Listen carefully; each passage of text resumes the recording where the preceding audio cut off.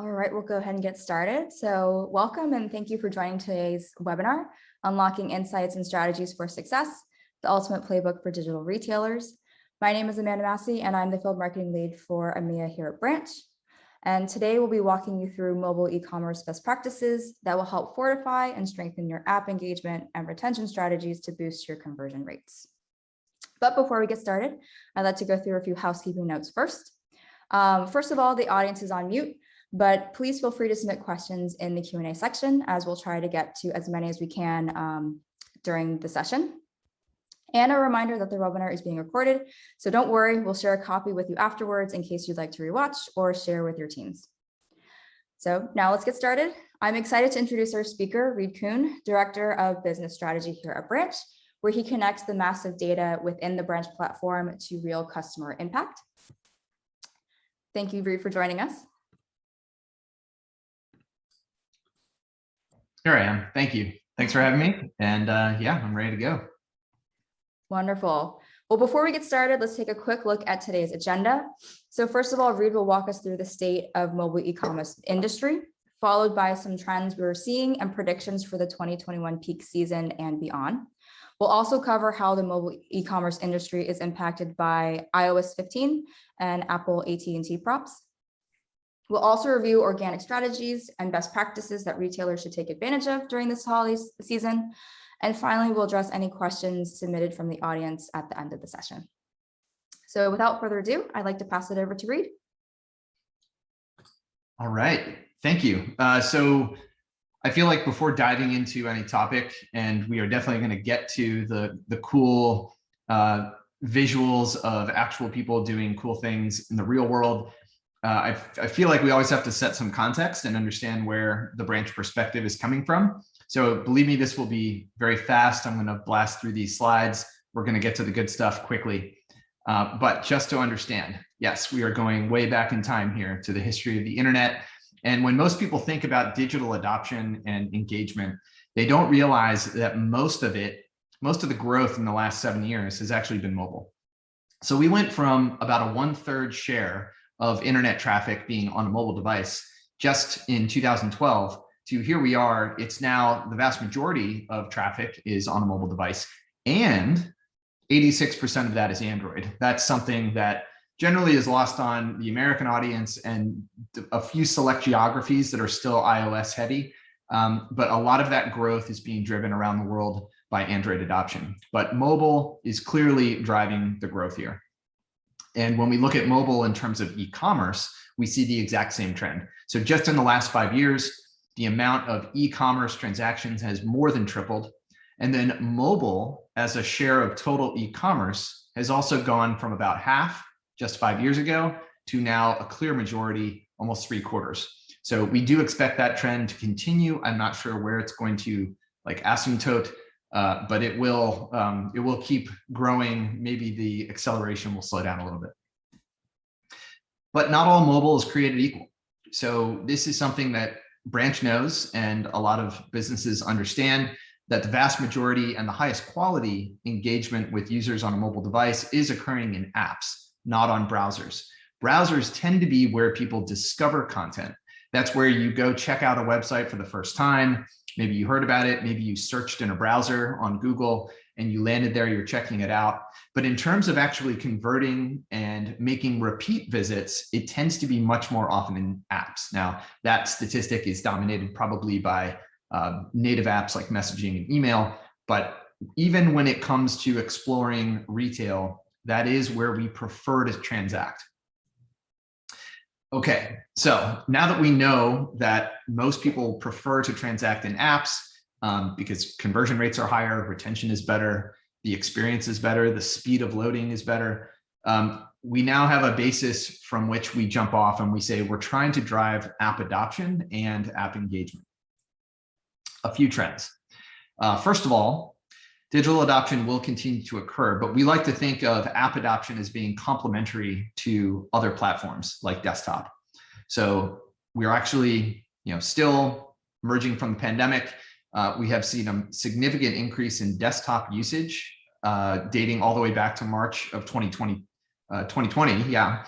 And we believe that app adoption is going to accelerate even during that time, but then also there's going to be a shift as people reemerge from the pandemic. But even now, we definitely see that cross-platform or even dual platform adoption, the retention is much better.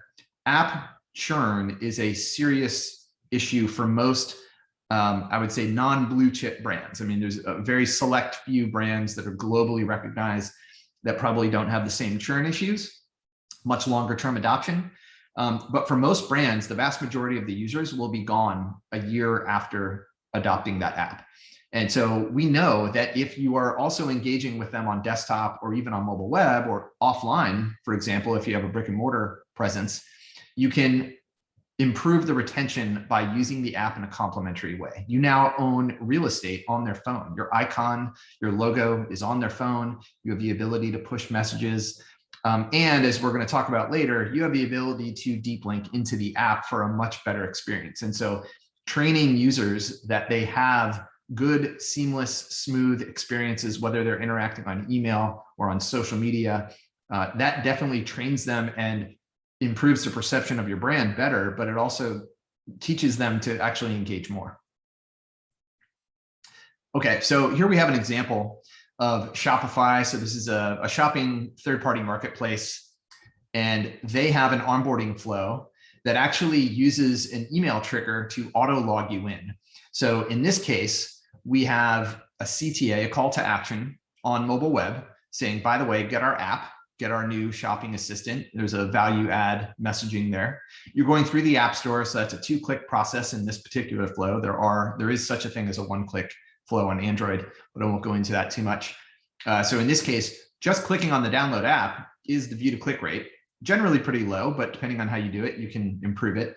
And then you get to the App Store and you choose to download. Now in this particular flow, they used an email to trigger that once you click on it, it deep links, auto opens the app and auto logs you in. So now because you were logged in earlier, you've skipped that step. And first experience onboarding is critical to get right, because with each individual click or step in the process, you will have a waterfall effect where there's going to be drop off each step of the way for some proportion of customers. You never know exactly what that is. You're always trying to make that waterfall, one step or as seamless as possible, flat preferably. Now, here's another example just to whet our appetites of what we're going to see later. This is an offline QR code. 2 years ago, when I was doing webinars, almost didn't even talk about this, or it was kind of a throwaway. Here's a cool thing that is popular in parts of the world, mostly Asia, but really hasn't taken off. Fast forward through a pandemic, all of a sudden, even my mother is telling me she used a QR code on her iPhone to look at a menu at a restaurant. So this has exploded in popularity. And this particular example, now I wouldn't expect this audience to recognize the brand name. This is a regional department store in the southeast of the United States. But for a brief period of time during the holidays in 2020, they actually became the most downloaded shopping app in the App Store, more so even than Amazon. And this is probably a brand that you haven't heard of. And the reason they did that was they were putting QR codes all over their store. We're going to see some cool photos later of how they did it. But when you think of signage, lots of people do print advertising. Lots of people are printing posters or signs in their stores, but they took advantage of their own foot traffic, gave users a very easy call to action, which is a QR code on the app. They listed out the obvious benefits of using the app.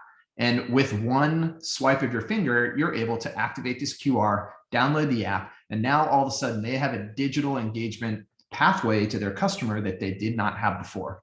Normally, a brick and mortar store is just hoping that you show up and set foot in their store. Now, all of a sudden, they can reach out and touch those customers, give them a reason to come back, give them promotions and coupons, which was critical during the holiday period.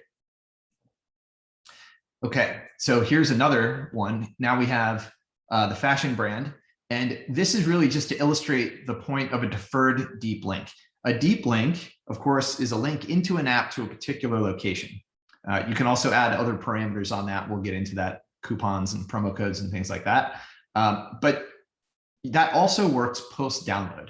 And again, the first experience of when you open an app is critical. And especially in shopping apps where you tend to go multi-levels deep into product pages, you're viewing something very particular. And if at that moment, the call to action, and in this case, we have a pretty strong call to action with this pop-up. They've added a visual. They know that you were just looking at a sneaker page. So they've said, try on sneakers in augmented reality. They've given you a cool use case of why you should be using the app.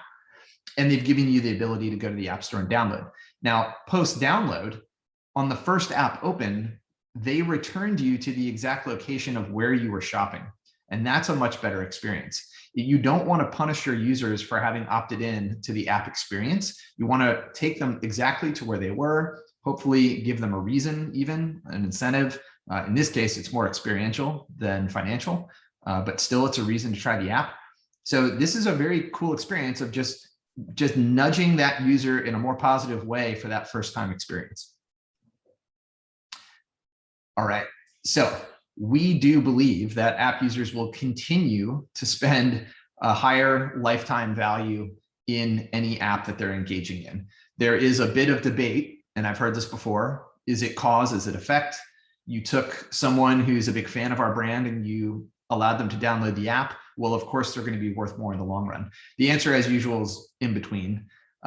Yes, you might be cherry picking some of your higher intent users, and they're going to be higher value, but you're also being able to engage with other users who may have been more casual and not high LTV, and you might be turning them into higher LTV. You might also be leveraging existing users for viral growth, allowing them to share links, which we'll show an example of later.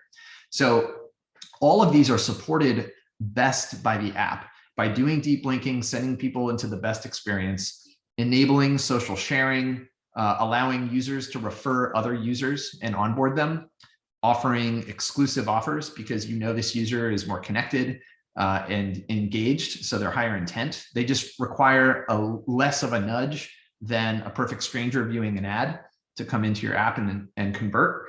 And you can do push notifications or SMS. More importantly, the very last bullet here is complicated, but it shouldn't be overlooked. You're tracking lifecycle events and you're tying it back to the original acquisition. So whether someone chose to download the app by looking at a sign in your store or by clicking on a link that their friends sent them, I want to know which one actually turns someone into a better user. Maybe it's the difference between 10% off versus $10 off, or 10 pounds off, or 10 euros off. But the question is, which one actually worked in terms of the long-term lifetime value of that customer? Because that's what I want to maximize. I'm willing to give up a little bit up front if it turns someone into a really engaged user and loyal user that is worth a lot and then generates growth for me. So that's why tying all this data together is very important, because you do have a lot of options to acquire new users and customers from owned platforms. Your existing traffic. You're not trying to go out and put your brand in someone's stranger's face. You're trying to turn the existing users into customers into the app, higher quality users, but you got to track that. Okay, a few trends just to summarize. Cross-platform is not cannibalization. I know that's usually a worry as to whether or not you're interfering with sales, but cross-platform is usually complementary, and we've done a few studies with individual customers to confirm that. First-time onboarding is critical if you want to maximize retention. And retention is probably a bigger problem than you think it is. If you're not worried about churn of customers, then you might not be looking at the right data. Everywhere we look, we tend to see that that's a problem, but the best brands are always trying to combat that. Offline to digital is probably here to stay, to be honest. Post-pandemic, I would say far fewer people are going to wait in line at a fast food chain without ordering ahead. Far fewer people are going to have to go to their retail bank to interact or make a deposit when they could be using the app on their phone to deposit a check. Lots of reasons to think this is here to stay. So QR codes, of course, are going to be a part of that. The enhanced shopping experience means not just taking people in a deep link to where they want to go. It could be also adding extra parameters. Maybe it's a country code to change the language of the splash page. Maybe it's a time zone difference, or it's a promo code. You're actually giving and activating a coupon without having to make an extra step, auto activation, so that coupon is already loaded when they land. a lot of people will try to look for a promo, but then they're not sure if it's actually going to apply to their cart, and that can cause drop off. But ultimately, we believe that lifetime value of customers will be migrated upward the more of them have the app. So that's the fundamental goal that we're trying to achieve here. Okay, now we're going to take a brief time out for a complete topic change, simply because we always get questions about this. iOS 15, again, the importance of this will vary by geography, depending on the split in operating systems between Android and Apple, but it is a big enough deal. So we have a lot of content when the world got flipped on its head earlier this summer with iOS 14.5. Now we have 15, we have graphs on adoption rates, we have articles, blog posts, we even have a few webinars. I definitely would encourage you to explore branch.io, our website, if you're looking for more content on this stuff. But I'm just briefly going to explain that the most recent changes are primarily about flexibility of the user to control their privacy settings. And so ultimately, that is, yes, going to give the user more control over their privacy and their data, but also it's going to adversely impact your ability to target ads in the macro sense. The ads industry is not going to go away. That's still, almost every brand is going to be spending money on ads to attract new users and acquisition, but the specificity and targeting their abilities are going to be degraded, which ultimately makes the rest of this presentation even that much more important, because we're going to be showing you how to tap into existing traffic to turn those users into app users and drive engagement. Here are some examples of ATT, the Apple Tracking Transparency requests. We have been doing some analysis of what wording actually works. We examine our customers in terms of how they're presenting this, how can they improve their opt-in rates. The rest of this presentation is going to be agnostic of this point. We're not going to take a position on whether or not the user has opted in. Most of these examples really actually don't depend on this particular aspect, but this is a new feature that people have to pay attention to when they think about how do we interact with our customers, how do we present ourselves in the right way, and not shoot ourselves in the foot with turning people off or losing this ability altogether. So again, we have a lot more of this on our website. Check that out. Okay, and we have more visual examples, of course, of how different brands are doing it. So we have that on there as well. Okay, so now is to the good part. This is where we actually want to show you live examples. And so the benefit of being at Branch is that we get to see behind the curtain of thousands and thousands of apps, actually tens of thousands.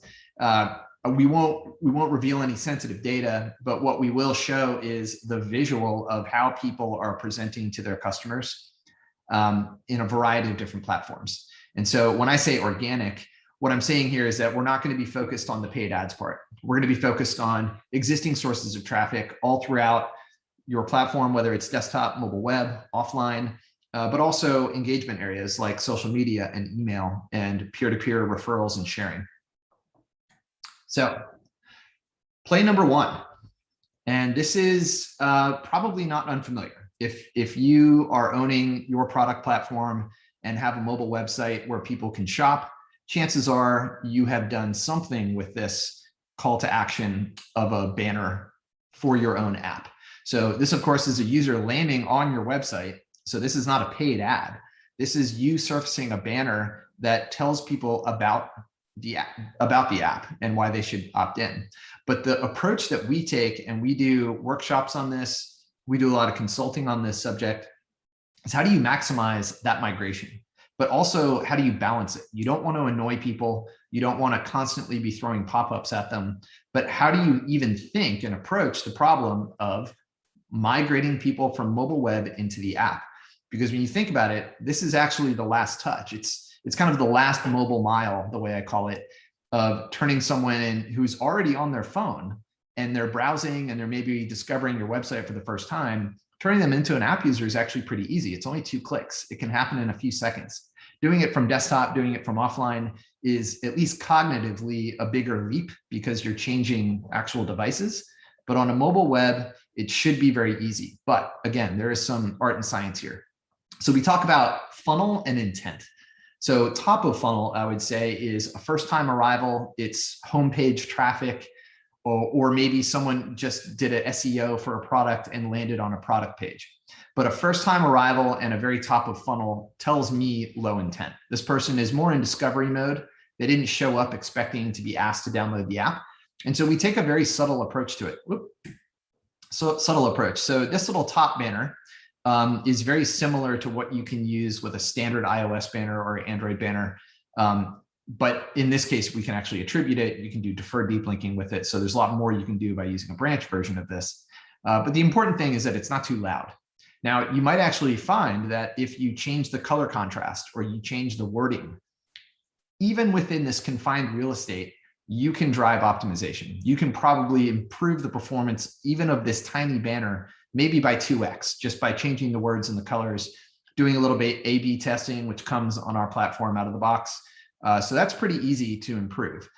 Now, you're not going to have the highest view to click rate. You may be in the 1% range, but you can improve beyond using a standard banner. And because top of funnel is by definition the widest part of the funnel, you're going to have the most traffic there. So you have the most eyeballs on it. So even a low converting banner is going to drive a material amount of installs. So we take that idea and we go down funnel. We go into the medium intent or mid funnel user. So we could be using a rules-based escalation here to determine what is truly medium intent. Maybe this is the user's third visit in a month. That would tell me, okay, they're pretty serious about shopping here at this point. This isn't just a looky-loo showing up for the first time. If you notice, we've not only doubled the size of the banner, we've put it on the bottom, which is actually closer to your thumb, more likely to click it, easier to click.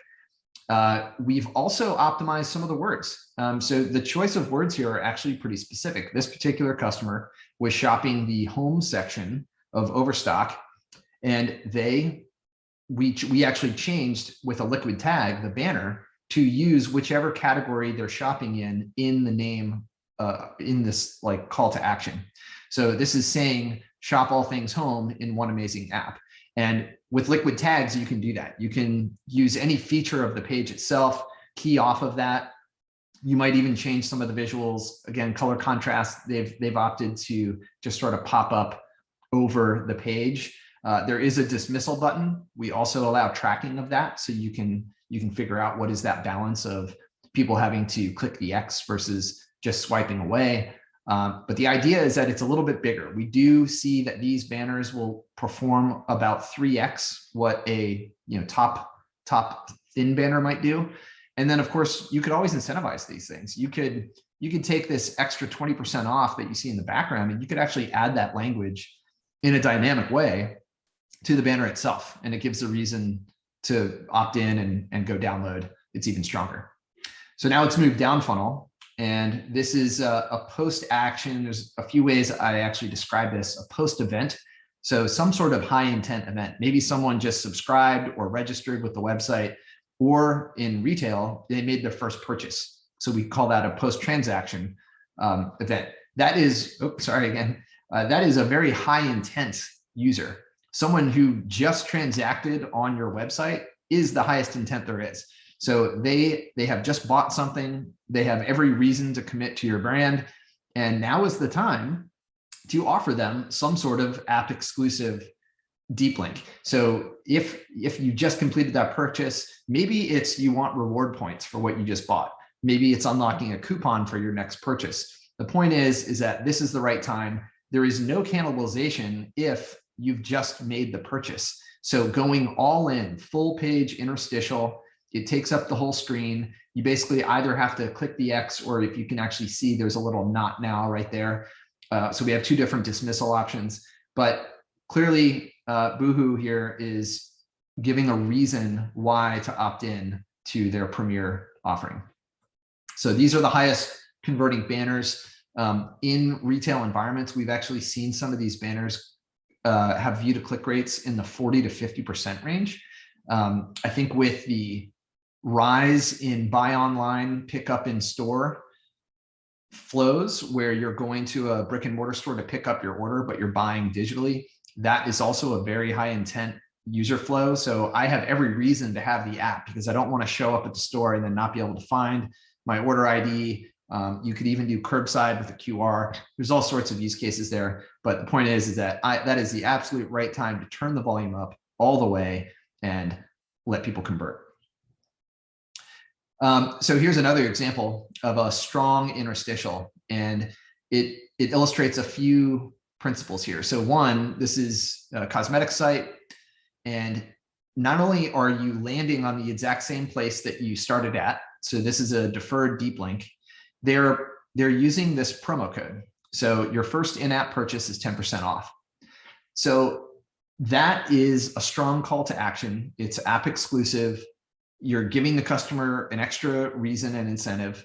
And because it's a deep link, a branch deep link anyway, you're not just sending the user back to the page in the app post-install, you're also automatically applying that promo code. So that's the ability to pass additional parameters along with the deep link to do extra stuff. It could have been remarking about the category or where I'm buying from, all sorts of things. There's a lot of different flexibility here, but this is a very simple and direct benefit of using these deep links, deferred deep links, so that they auto activate a promotion. Okay, play number 2, tap to app. So email is still popular most places.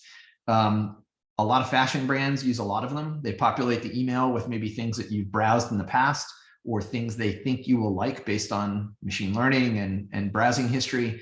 So the tap to app experience is the highest conversion. I talked earlier about the waterfall of user clicks, and the more little steps in that waterfall to get from my original introduction to the idea that I might want to shop to the actual conversion of buying something, the more steps there are, the more chances for me to fall off, get frustrated, or land in the wrong place.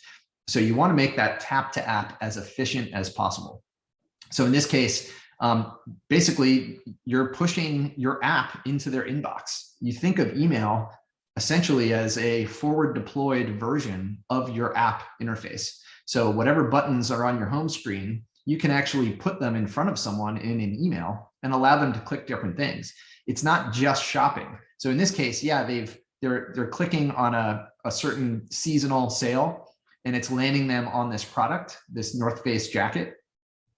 But they could have easily put an activate button in there, or a favorite, or a save for later button. Maybe this is a new release, and they're saying this is going to be coming soon, limited supply, limited edition, save it now, or favorite. And that way, in my app, it opens up, it's already saved, and maybe I'll get a notification. And we'll see an example of that with Nike. Here we are, Nike. So they're not just doing that on a mobile device, they're actually doing it on desktop. So right now there's a sneaker craze going on. I think I might be too old. I may have missed the wave, but I cannot disagree with the results that we're seeing if you've seen Nike's stock price over the last 2 years. So Nike is crushing it with their promotions. They have migrated up the chain into much more direct to consumer rather than the wholesale model. That's been extremely profitable for them. But how are they doing that? They're doing it by driving app adoption. And they are doing these sneaker drops for exclusive limited edition products. Here we have a desktop environment where actually, if you can see in the shaded area, it says notify me on the desktop. So I'm actually looking at a very particular set of sneakers that is not yet released. And they're going to do what they call a sneaker drop. So the first X number of people that are able to buy it right when it comes out will get it. It's almost like buying tickets to a concert. So they've popped up this little QR code on the desktop environment that allows me to deep link into my app, go exactly to that product, and that is now saved so that I will get a push notification or an SMS, depending on where you are, about this when it is released. And I think that's pretty slick. They are definitely using user intent, but they are also wielding these QR codes in a very proactive way rather than the more passive way that most people use QR codes. Okay, speaking of QR codes, here we go offline. So we just went kind of, if you imagine a phone is the core and we want people to be in the app, We expanded beyond that into mobile web, where there's a lot of traffic traditionally. We even went into desktop, where depending on the brand, there may be more or less traffic than mobile web. Sometimes it's about 50-50. And now we're going offline. So this is kind of the last bastion of where you might attract new customers or engage with existing customers in a more casual way. But this is the offline world. And once again, we have tons of flexibility in terms of how we target people and how we do the creatives, how we message the call to action. And we are trying to match that, similar to before, with the intent of those users. So low intent users are more casual. They have low view to click rates. That's what V2C stands for, view to click. It's basically how many people saw the ad versus actually clicked on it or activated it. But these are one to many. TV commercials, billboards, direct mail flyers, print ads in someone else's catalogs or newspaper. And here's an example, again, the Belk example, the shopping example. If you're going to be paying for this real estate, for this signage, or for these ads, and you're advertising the fact that you have a free app, search for items, view store maps, like they're giving you all the reasons to download the app. But if you look really closely, all you would see is two little logos for the App Store, which you cannot action that. However, on this version, with the Belk version, you actually do have a QR code. And they're giving you, again, the same reasons why you should opt into the app and get the better experience, but now they're actually giving you a pathway to do that. So I said that we would have some extra pictures. If you notice, they not only have it on signs, they have it on, I think the store was actually under construction at the time. They put it on the walls. If you see these little circles, you can tell this is during the pandemic. These are the social distancing separator stickers. We have now seen a lot of customers, a lot in the QSR business, so the fast food restaurant chains, are now adding QR codes to these stickers in the store, which is brilliant because if you're standing in line ordering, you're looking down, you activate, you download the app, and you realize I didn't have to be standing in line. I could have ordered ahead, changed my life in terms of how I would ever interact with a fast food chain again. But if you look around, and this is one reason why they won an award for this, if you looked in the store and you did a 360-degree turn, you would actually see half dozen different QR codes all telling you to download the app, which is why they were able to drive so many downloads during the holidays when they were trying to capture that audience, because they see such an influx of foot traffic during that period of time. So the same principles applied here.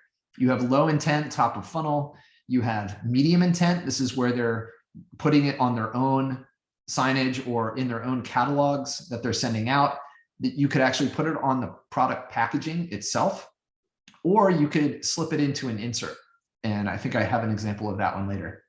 Now, the high intent, again, think of post-transaction, a user who just bought something. They have every reason, hey, I want to track my order, want to know when it arrives, or I want a discount for the next time. So you could be printing these things literally on receipts, or at least putting them at checkout. You could also put them on the badges. So some department stores wanted to incentivize their floor staff to actually have a QR code on their badge, and they actually gave a unique code to each person so they could track who did a better job and reward them. Always want to have a balance. You don't want to turn your floor staff into too aggressive salesmen, but they did want to reward. And they also wanted to reward individual locations, or at least track which locations were driving the most downloads. And all of that is possible by using QR codes. So I mentioned this flyer. I ordered from wine.com, which is a customer of Branch. I didn't even realize they were going to do this when it came, but in the box with the wine, there was this flyer and it said, do you have the app? Scan this QR code, download the app, and get $20 off your order, which I did.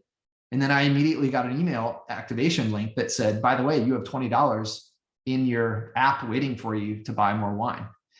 Here's another example of an owned catalog. So John Lewis brand, home furniture, they already have this catalog, and now they're adding, they were already starting to advertise the fact that they have an app so that you can visualize your room, visualize furniture. These are the value add features of using an app, but now they actually have the call to action to do that. So you have a lot of flexibility, and I think there's probably more ways that retail brands interact with their audience than they realize. Okay, play number 5, sharing. So whether it is SMS or a one-to-many Instagram post or Twitter or Facebook, just unlocking this little button is pretty powerful. It depends on the brand, depends on the platform, but it can be pretty powerful. So when you share, you want to actually do a deep link. You want to, 1, deep link users who have the app into the app where they belong, or 2, at least attribute this campaign. So in this case, this is a peer-to-peer sharing, and you're getting a higher quality experience of that link because we're doing the deep view here. So you actually see the picture of the product of the dress. It's basically like a mini preview of what they're going to see when they land on that page, like just bottling up the website page into a smaller version and being able to text it. So this adds to virality. You're basically leveraging, if you have a loyal fan base, especially in fashion, you tend to see this where people are kind of loyal to certain brands.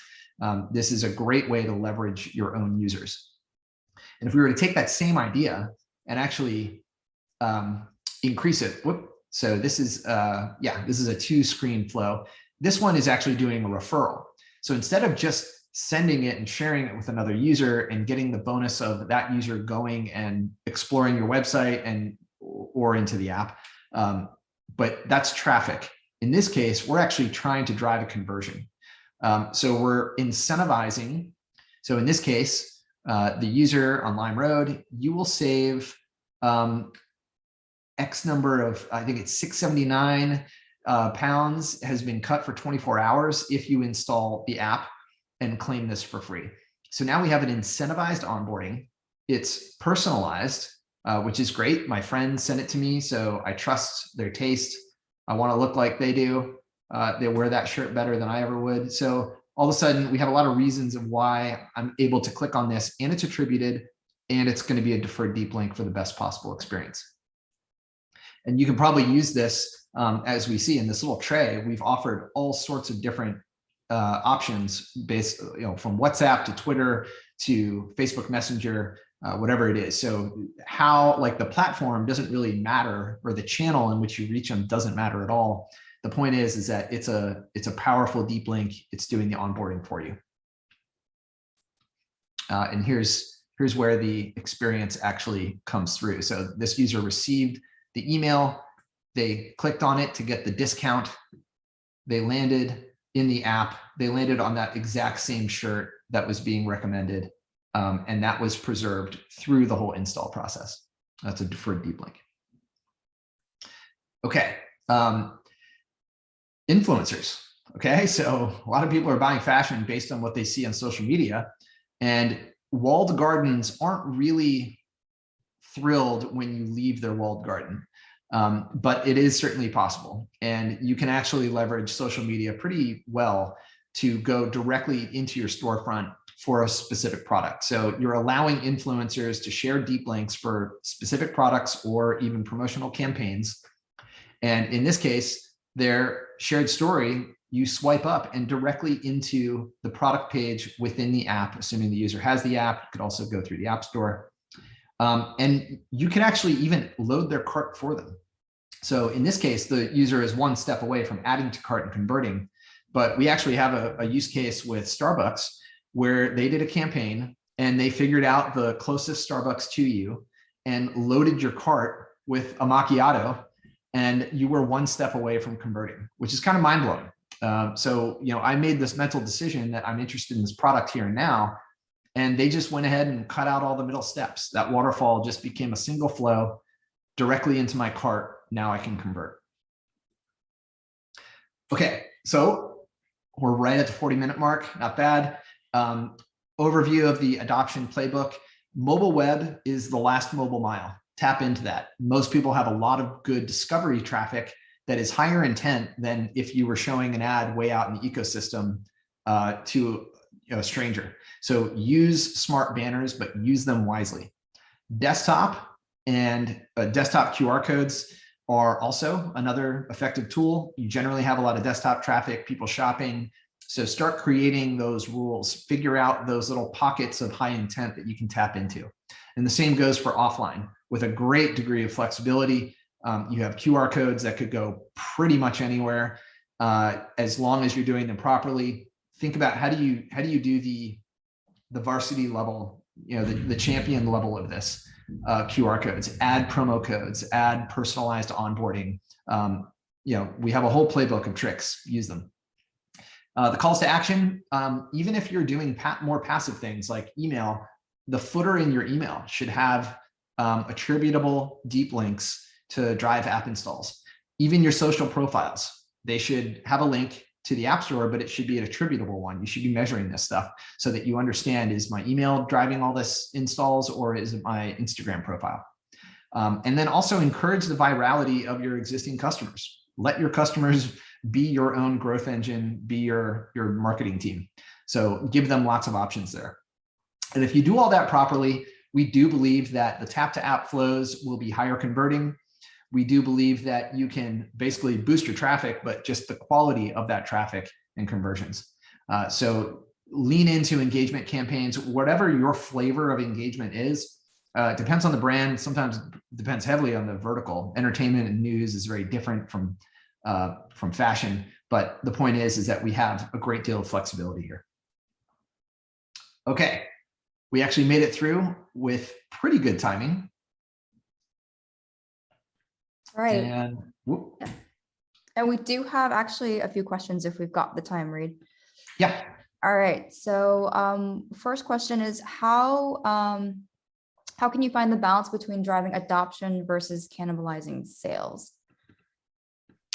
Yeah. So partly this will depend on brand and vertical. But if I were to take hypothetically like a fashion retailer, for example, again, also depends on the time of year. But when you think about LTV versus average order size, that ratio should tell you where the payoff is.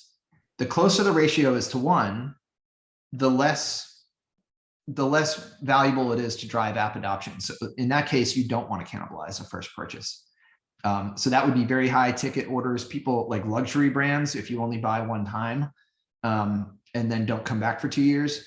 But most, that's maybe the cream of the crop in terms of luxury brands. A lot of retailers, you will see repeat purchases. And so the bigger the ratio is of lifetime value versus initial purchase size, that's when you should think about trying to drive that user in. And again, you can do it delicately. You can wait until they've bought once and then give them all the reasons to install the app. But there is a fine balance. A/B testing important, but being able to track lifetime value is, if you're not doing that, then you won't be able to optimize. It's an I don't know question. At least with that data, you can now make an intelligent guess on it. All right. And then another question we have is, how does strategy change, particularly during the holidays? Yeah, so that feels similar because you're thinking about, is this a new customer truly? Is this just because of the surge in traffic that I'm getting? Are these net new strangers being introduced to our brand for the first time? And if you're able to separate that traffic out, I think you do want to drive that conversion because they may not be back, but you also want to give them a reason to come back. So that's where we do a lot of post-event incentivizations. So first-time buyers often get different deals than returning buyers, but it's a way to, you just want to have that one extra pull to bring them back. At least give them the ability to adopt the app, but don't interfere with that first sale. But the holidays, you are going to see an increase in traffic. And so every little trick from our bag here that I showed you and more, you should be using at least in a passive way. Maybe you don't choose to be aggressive, but you're at least sprinkling these little pathways into your app all over your platform and all over your engagement ecosystem, because there is so much flexibility. I wouldn't try to prescribe an answer without knowing more about the brand and the subtleties of their traffic. But if you're not even using the tools, then it just feels like a missed opportunity. It's just money left on the table, and that's what we don't want. All right, perfect. I think those are all of the questions we have but we still have some time if folks want to submit additional questions.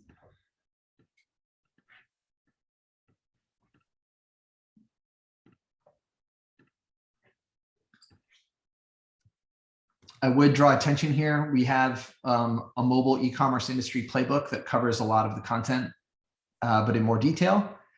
We also have, I think, a recording of this that will go out to anybody who registered. So you should still be able to watch this recording. Sorry if I talk fast. You can always pause me in the recording.